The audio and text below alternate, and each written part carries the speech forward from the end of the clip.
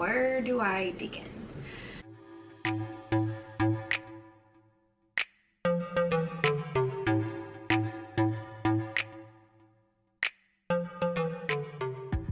Hey guys, and welcome back to our channel. So in today's video, I'm going to be sharing with you my MS story.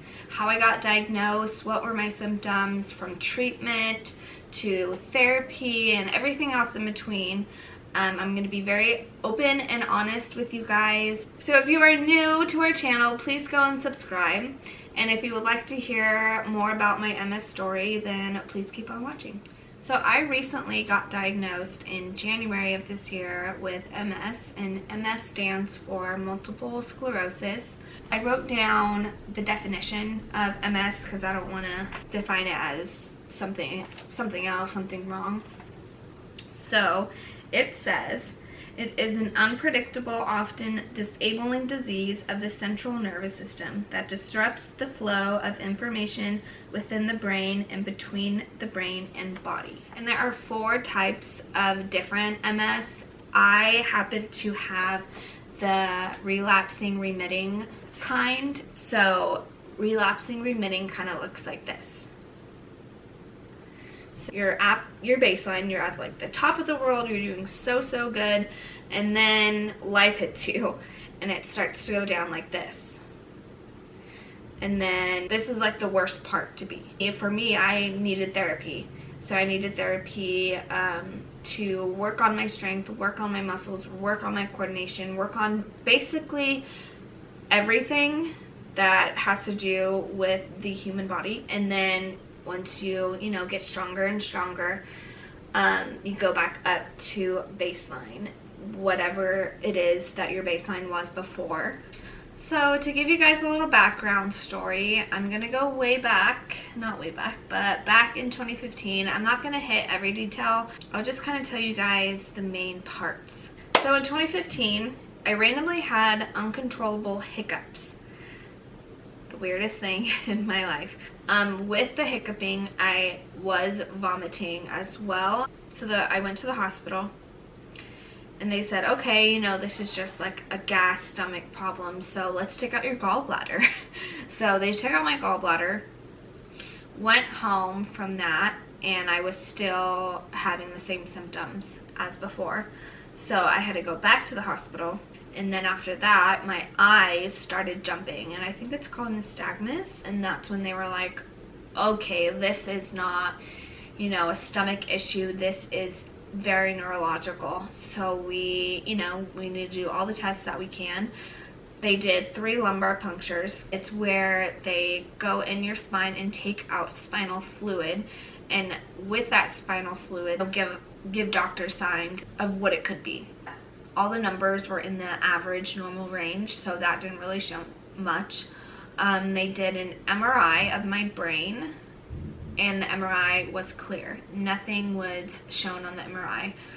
So we were just kind of like dumbfounded, like, how could this be happening? What is happening?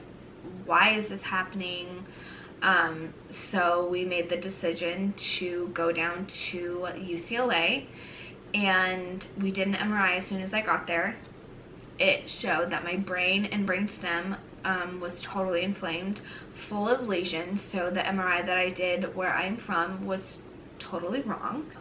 They were like, okay, protocol for this is steroids. So I was on steroids for, I want to say 7 days. I was on steroids through IV. Very high dosage of steroids. I was getting weak and my eyes started jumping more and they started separating. So weird. They started, one was looking that way, one was looking that way. It was just a hot mess. And then I was getting very weak where I could barely talk, I could barely breathe, which was so scary. So then I had to be intubated for, it was like a week and a day. I think it was while I was intubated still, they started doing this treatment called Plasmapheresis. It is where they take out plasma from your body, the antibodies that are attacking your good cells in your own body. They're taking it out, and putting back in a synthetic protein to replace it. So I did 10 rounds of plasmapheresis. I finished my steroid. They couldn't give us a diagnosis on what was going on. They couldn't put a name to it because everything that I tested for came out negative. And I wasn't just like a typical case of anything. It was just random stuff that was all going wrong. So they didn't know what to call it. They didn't know what to say. But whatever treatment that they did to help me, it got me better. Got married, went on a honeymoon, had a baby. 7 months postpartum, signs and symptoms started coming back again. It was around Christmas time, December 19th. I will always remember this day. December 19th was the day my grandpa passed away. And I was actually in the room as he was passing, holding his hand right there with him. And I've never had anyone close to me pass, so that was a new experience for me, and to watch it happen was just an unforgettable thing that I will always remember. So then I started developing symptoms that just weren't right. Ringing in my left ear, that happened, I want to say 2 days after he passed, and I just thought, you know, this is weird. So I just chalked it up to stress, and a few days later, my left face started going numb. I think it started to be tingly at first, and then it started to be like cold numb. And then it was my face, and then it was my right foot started going. And I wanted to go to urgent care. I think it was the 23rd. It was late at night. It was like 8:30, and I think urgent care closes at 9, I want to say. So I was contemplating whether to go in or not. You know, with Christmas right around the corner, I just wanted to be in good health. I wanted to make it the best Christmas ever. It was the first one with my daughter. It was her first Christmas. You know, I just wanted it to be everything and more. And I think that kind of put more stress on me. When that started happening, I was like, I have to go in. Like, this doesn't feel right. I need to do something about it. So I went in. The doctor prescribed me steroids, and then I was sent home. And the next day, it got worse. Same symptoms, but just stronger. So it was getting more of like a cold numbing more than like a tingling numbing. And then my foot was like really, really going. And I remember Jacob was at work, and we were hosting Christmas Eve at our house. And I just wanted to keep going. I just, you know, nothing could stop me. So I pushed through it, and I said, whatever it is, you know, I'll just get through Christmas and then figure out what is wrong with me.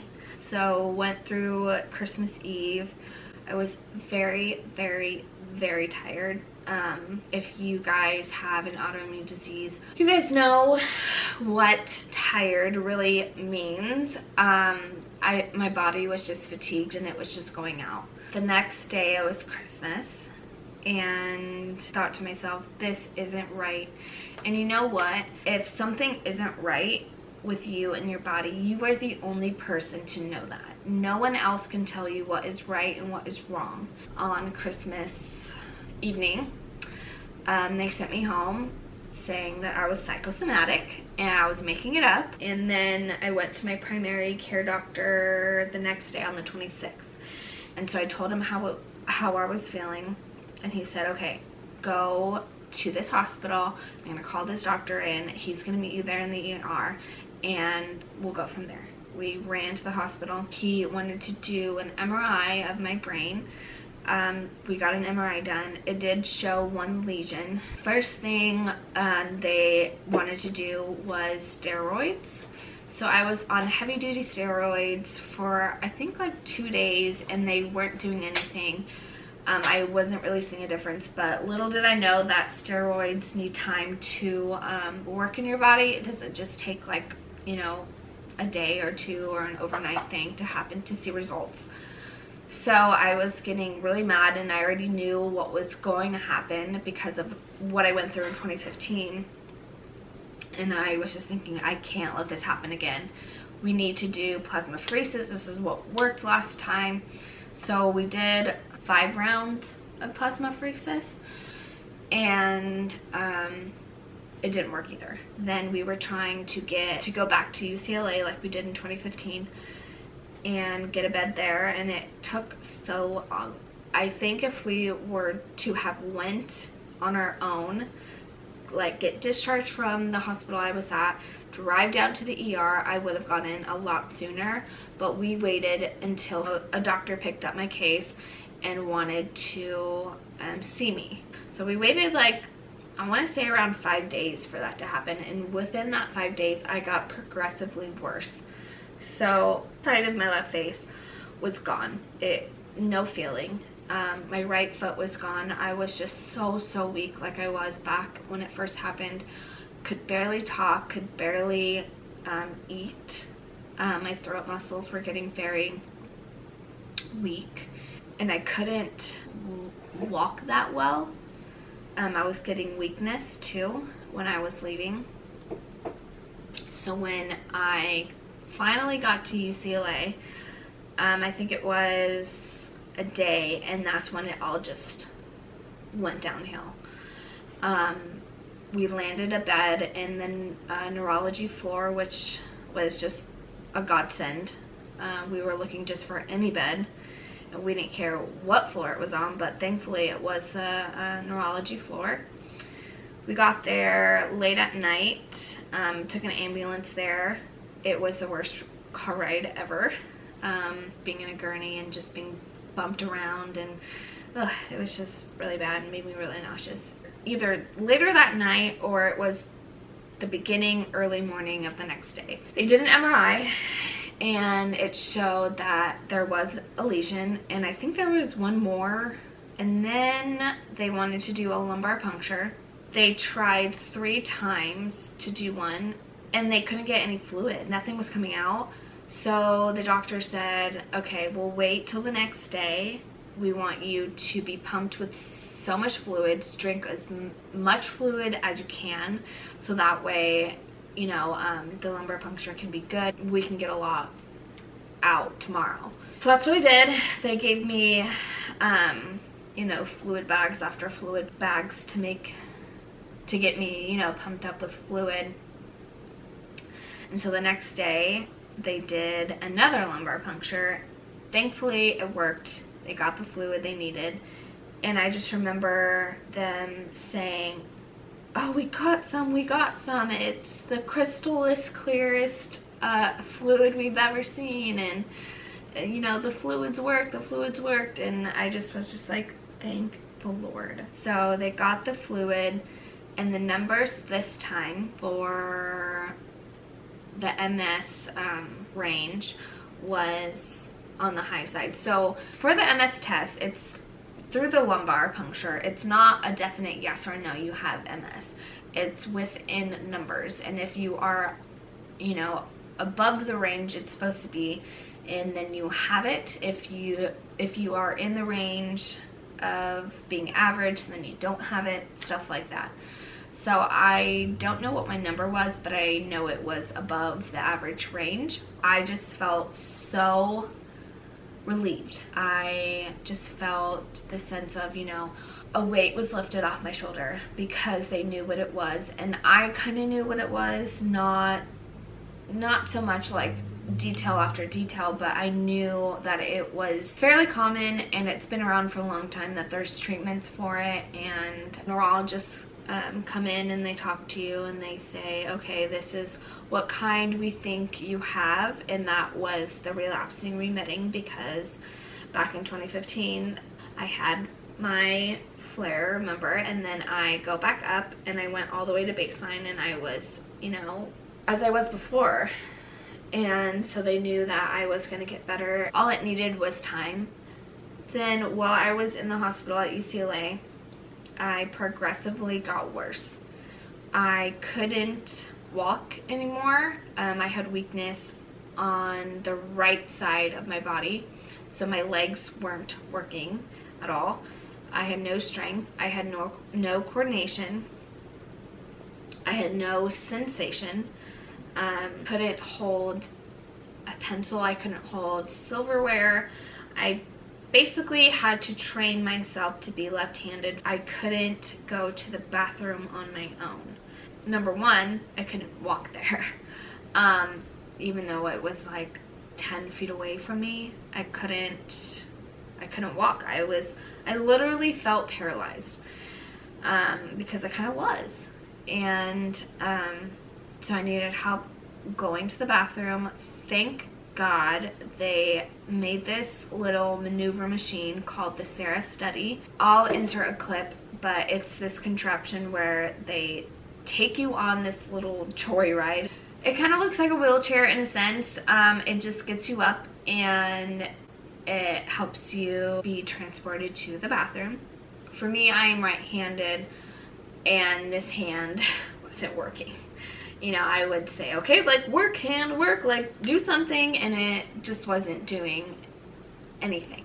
I couldn't feel what to hold, so I didn't know how to grasp it. So that was the first part of not really going to the bathroom correctly. There was a couple times where I couldn't go to the bathroom, where I couldn't urinate. And so they had to do a thing called straight cath. So they did that a couple times, and other symptoms just started to appear. My eyes started separating again, but this time they were going inward instead of away from each other. My throat was numb. So the feeling of eating food, I couldn't feel it going down. My tongue was numb, so I couldn't feel anything on my tongue. My gums were numb. Oh my gosh, it's just the weird feeling. So I couldn't eat on my left side, because at the time it was my left side. I couldn't feel me chewing food. I know it sounds very bizarre. I couldn't feel that, so I had to eat on my right side. That's the only way that I could eat, so I could feel it and I know where it's at and I know where it's gonna go. And so I was put on steroids again. Since I did 2 rounds of steroids in back in the hospital where I am from, the protocol is to do 5 rounds. So I already did 2, so we needed to do 3 more. Basically, protocol for MS, when you have a flare-up, you get your steroids, and then you go on your merry way to have therapy. So that's what they had planned for me. Well, I was in the hospital for, I think, 10 days at UCLA. Then I got released and I went straight to my hometown. Didn't go home. I went to a rehabilitation center where I was taught how to walk again, how to talk again. I couldn't talk right. My voice was very shallow. It was very quiet. They helped me walk with a walker. Oh, and occupational therapy. Occupational was my favorite one because it's just normal stuff that you do on a day-to-day basis that I had to retrain myself in, relearn how to do it. It was basically like taking a shower, brushing your teeth, brushing your hair, and with my right side gone, I couldn't do anything with my right side still. So I had to learn how to do it with my left side because at the time I just thought it was easier. You know, you're supposed to, you know, get it back, get your strength back, so you're supposed to do it with your right hand, but I was like, that's too hard. Let me learn with my left. My second to last day. And I had major buzzing in my ear, and my left side of my body started to go. So it was my left fingertips, and this side was coming back. And I was so happy about this side, but my left side was starting to go. And I just thought, you know, this isn't right. This isn't how I was feeling when I came to rehab, and now I'm feeling like my left side is going. That was my good side. What is going on? And so the second day before I left, I woke up and my eyes were shifted to the left. Could not move them at all. If I wanted to see something on my right, I would have to go. It was like that. So then I really thought, okay, something is definitely wrong here. Even though my eyes were kind of wonky to begin with, they could still move. And with them being shifted to the left and not being able to move, that was it. I knew I needed to go back. So then we called UCLA and they said, that does not sound right. Come back as soon as possible. So I got discharged from rehab, got sent back to UCLA. This time we didn't wait for a bed. We drove straight to the ER this time. We did an MRI as soon as I got there. MRI showed that the lesion in my brain was growing. So it wasn't going away. It was actually getting bigger. And that was causing my symptoms to get worse, and new symptoms start to appear. Everywhere I was there for 10 days.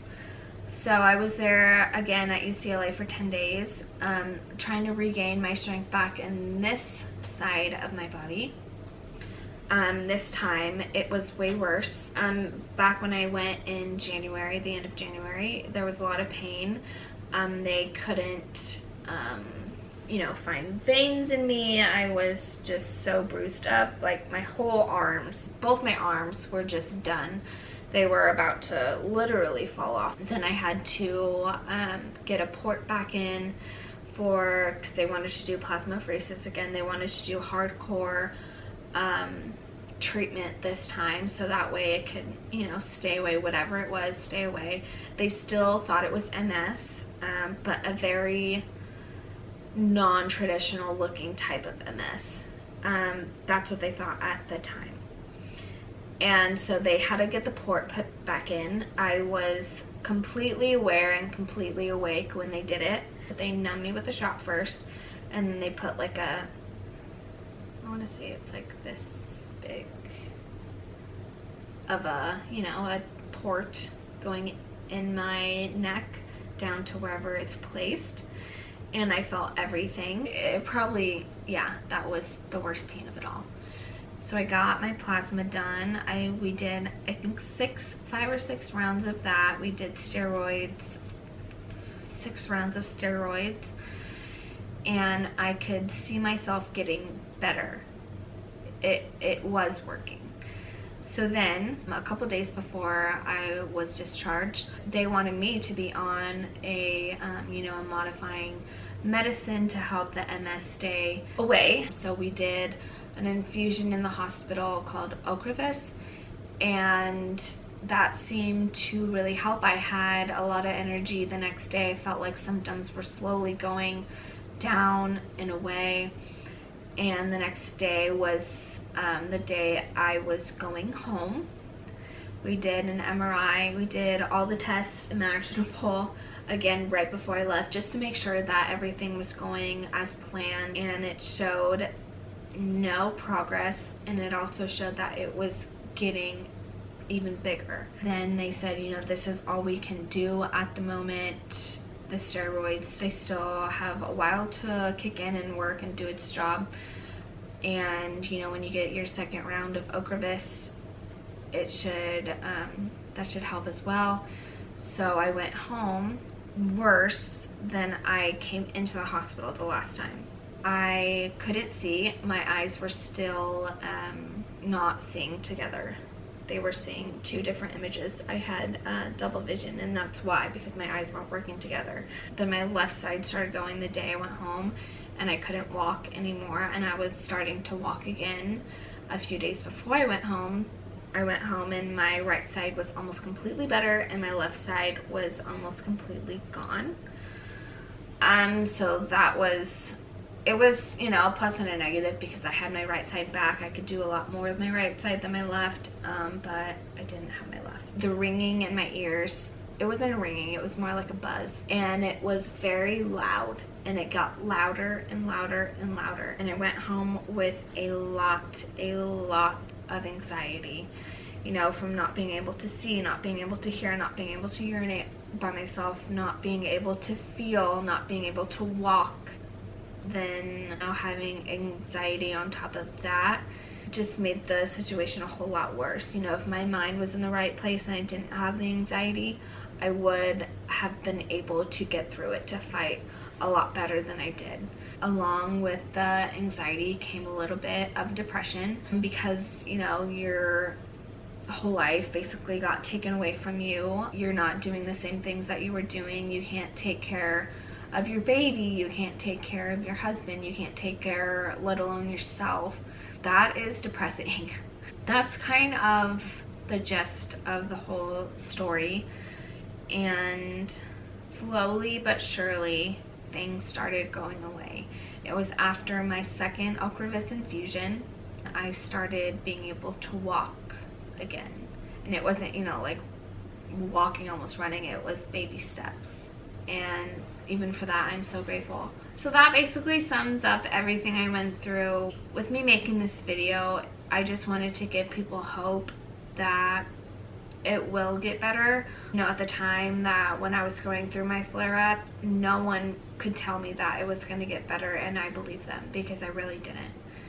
And I wish I did, because that would have pushed me to stay stronger than I was. I didn't really believe that I was going to get better until I started seeing little changes here and there. Once I started seeing those, kind of like losing weight. You want to give up so bad because you're not seeing any changes, and once you start seeing changes, you have hope that you will lose the weight and you will get better and you will get stronger. And that's basically how it was for me. With that being said, I really hope that you guys got something out of this video, and I gave hope to people who are struggling, whether it's MS that you're dealing with or another chronic illness, that you will get better. It's just time that needs to heal. So give this video a thumbs up if you liked it, and please subscribe if you haven't already, and I will see you guys in our next video. Bye.